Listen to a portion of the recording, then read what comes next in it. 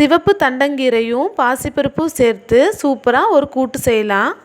இந்த ஹெல்த்தியான ரெசிபி செய்கிறதுக்கு ஒரு கட்டு சிவப்பு தண்டங்கீரையை க்ளீன் பண்ணி எடுத்து வச்சுருக்கேன். ஒரு கப்பு பாசிப்பருப்பு நல்லா தண்ணியில் கழுவி எடுத்து வச்சுருக்கேன். பாசிப்பருப்பை குக்கருக்கு மாற்றிக்கலாம். அது கூடயே 2 பெரிய வெங்காயத்தை கட் பண்ணி போட்டுக்கலாம். 10 பல்லு பூண்டு, ஒரு தக்காளி சேர்த்து ஒரு கப்பு பாசிப்பருப்புக்கு 2 கப்பு தண்ணி ஊற்றி வேக வச்சுக்கலாம். பருப்பு வேகிறதுக்குள்ளே நம்ம அதுக்கு தாளிப்பு ரெடி பண்ணிடலாம். அதுக்கு அடுப்பில் ஒரு பாத்திரம் வச்சு அதுக்கு தேவையான அளவு எண்ணெய் ஊற்றிக்கலாம். எண்ணெய் நல்லா காஞ்சி வந்ததும் 1/2 டீஸ்பூன் கடுகு, 1 டீஸ்பூன் சீரகம் சேர்த்து நல்லா பொரிஞ்சு வர்ற டைமில் சின்ன வெங்காயம் சேர்த்துக்கலாம். அது கூடயே 2 காஞ்ச மிளகாய் சேர்த்துக்கலாம். ஒரு கொத்து கருவேப்பிலை சேர்த்து நல்லா கலந்து கொடுத்துக்கலாம். வெங்காயம் நல்லா வணங்கினதும் கழுவி வச்சுருக்க கீரையை சேர்த்துக்கலாம்.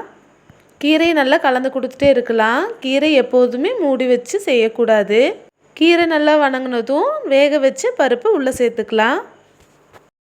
தேவையான அளவு மஞ்சள் தூள், தேவையான அளவு உப்பு சேர்த்துக்கலாம். எல்லாத்தையும் நல்லா கலந்து கொடுத்துட்டு 2 நிமிஷம் வேக வச்சா சிவப்பு தண்டங்கீரை கூட்டு ரெடி ஆயிடுச்சு. இது ரொம்ப ஹெல்த்தியான ரெசிபி. பொரியல் பண்ணுறத விட இப்படி கூட்டு செஞ்சு கொடுக்கும்போது பருப்பும் சேர்த்து கொடுக்கும்போது நல்ல டேஸ்ட்டாகவும் இருக்கும். குழந்தைகளும் விரும்பி சாப்பிடுவாங்க. நீங்களும் இதே போல் ட்ரை பண்ணி பாருங்கள். இந்த வீடியோ உங்களுக்கு பிடிச்சிருந்துச்சுன்னா லைக் அண்ட் சப்ஸ்கிரைப் பண்ணுங்கள். தேங்க்யூ ஃபார் வாட்சிங்.